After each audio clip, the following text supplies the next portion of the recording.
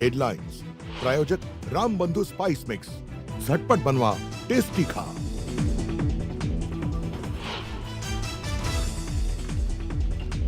संयुक्त महाराष्ट्राच्या चळवळीत अण्णाभाऊ साठेंचं मोठं योगदान, मुख्यमंत्री फडणवीसांचं प्रतिपादन।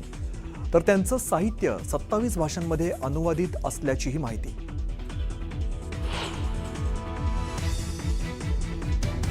भिवंडीत इमारत दुर्घटनेत आतापर्यंत 9 जणांचा मृत्यू, मंत्री गिरीश महाजनांनी केली दुर्घटनास्थळाची पाहणी।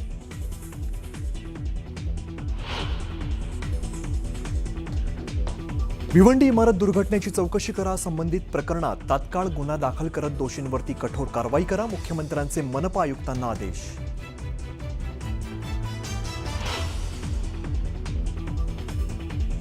मंत्रालयाचं कॅन्टीन 98% स्वच्छ कसं? उच्च न्यायालयाचा एफडीएला संतप्त सवाल, मुंबई उच्च न्यायालयाकडून एफडीएची कानउघडणी।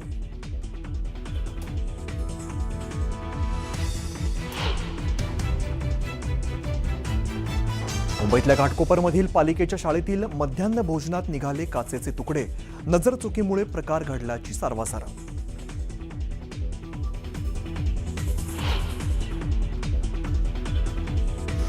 विदर्भाला मुसळधार पावसानं झोडपलं, सर्वच प्रमुख नद्यांना पूर, अनेक गावांचा संपर्क तुटला।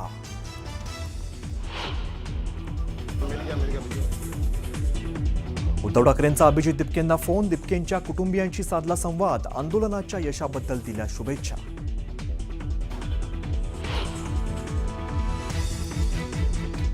कोल्हापुरात गर्भपाताच्या अवैध रॅकेटचा पर्दाफाश, 400 पेक्षा जास्त गर्भपातांचा संशय, प्रत्येक प्रकरणासाठी घेत होते 20,000चं कमिशन।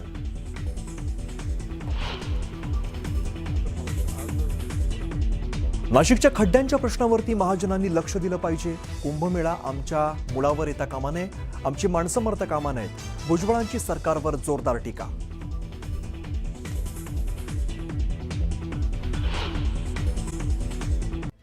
दुपारच्या बातम्यांमध्ये सगळ्यांचं स्वागत। नमस्कार, मी अमित गद्रे। पहिली मोठी बातमी आपण बघूया। खासगी आस्थापनांवरती कारवाईचा धडाका लावणाऱ्या एफडीएची मुंबई उच्च न्यायालयाने कानउघडणी केलेली आहे।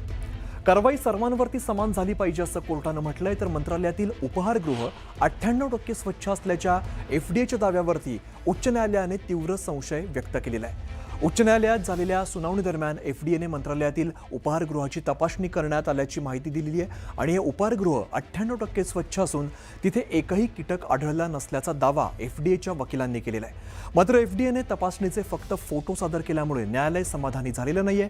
तपासणीचे व्हिडिओ का काढले नाहीत? तुम्ही फक्त खासगी आस्थापनांनाच टार्गेट करता का, असा थेट सवाल कोर्टानं उपस्थित केलेला आहे। मोठ्या मोठ्या 5 स्टार हॉटेल्समध्ये माशी किंवा झुरळ आढळतात, मग मंत्रालयातील एवढं मोठं उपहारगृह इतकं निर्दोष कसं, असा उपरोधिक प्रश्न विचारत उच्च न्यायालयाने एफडीएच्या कारभारावरती प्रश्नचिन्ह उपस्थित केलंय।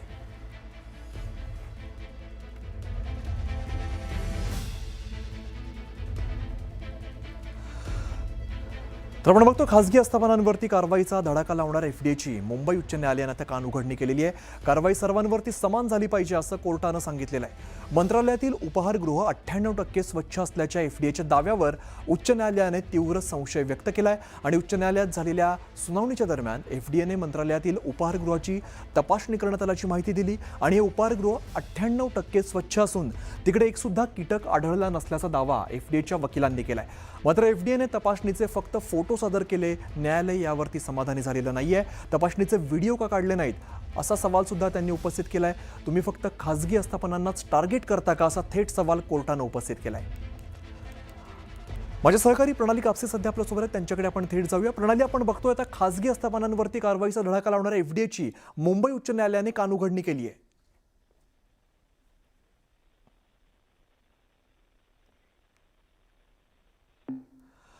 माझा आवाज पोहोचतोय प्रणाली?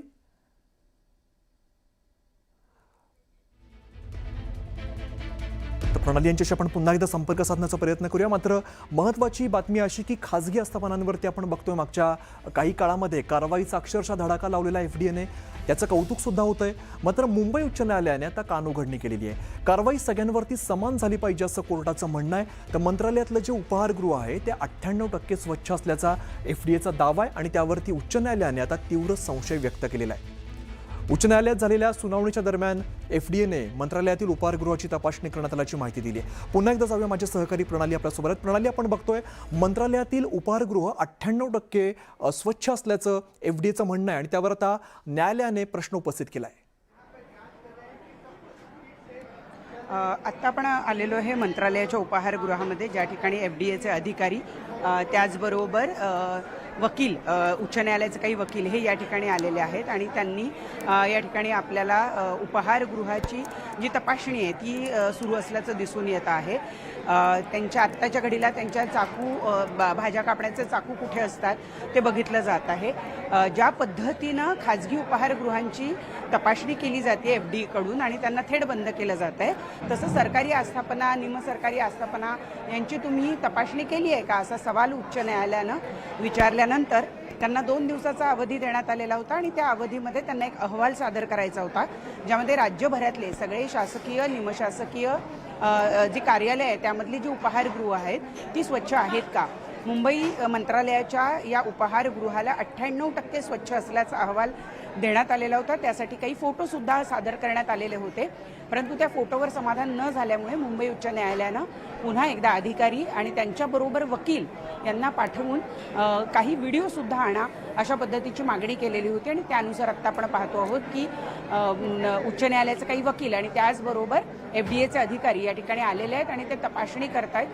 हे कॅन्टीन स्वच्छ आहे का, तिथली पाण्याची व्यवस्था, तिथली खाण्याची व्यवस्था, त्याचबरोबर वापरण्यात येणारी जी भांडी कुंडी आहेत ती सगळी स्वच्छ आहे किंवा नाही याची पाहणी या ठिकाणी आपल्याला अधिकारी करत असताना दिसून येत आहेत.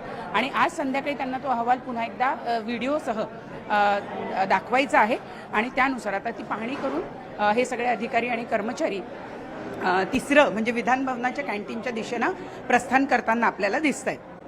नदीवरील बिलाडी धरणाच्या विरोधात खामगाव ग्रामस्थांनी मुंबईकडे पायी मोर्चाला सुरुवात केलेली आहे. पुनर्वसनाच्या मागणीसाठी निघालेल्या या मोर्चात 200 ते 300 ग्रामस्थ सहभागी झालेत. खामगावचं पुनर्वसन होणार होतं, मात्र धरणाची उंची कमी केल्यानंतर गावाचं पुनर्वसन करण्याची गरज नसल्याचं शासनाचं म्हणणं आहे. मात्र धरण भरल्यानंतर पाणी गावात शिरून मोठं नुकसान होण्याची भीती असल्यानं पूर्वी निश्चित केलेल्या जागेवरच पुनर्वसन करावं अशी ग्रामस्थांची ठाम मागणी आहे. मोर्चा नंदुरबारमध्ये पोहोचल्यानंतर प्रशासनाकडून ग्रामस्थांशी चर्चा केली जाणार आहे. तर चर्चा निष्फळ ठरल्यास हा पायी मोर्चा मुंबईच्या दिशेनं पुढे जाणार असा इशारा मोर्चेकऱ्यांनी दिलाय.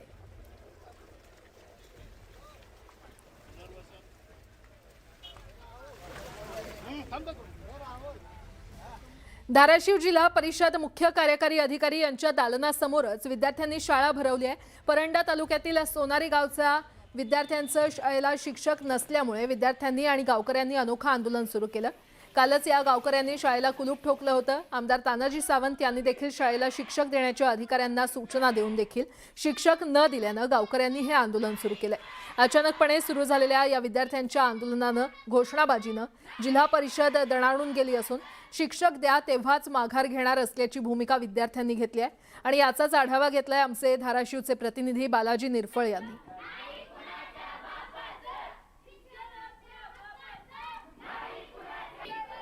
आणि या संदर्भात अधिक माहिती घेऊयात. आमचे प्रतिनिधी बालाजी निरफळ आपल्यासोबत जोडले गेलेले आहेत. बालाजी, शिक्षकच उपलब्ध नाहीये, त्यामुळे विद्यार्थ्यांनी, त्यांच्या पालकांनी हे आंदोलन छेडलं, काय अपडेट?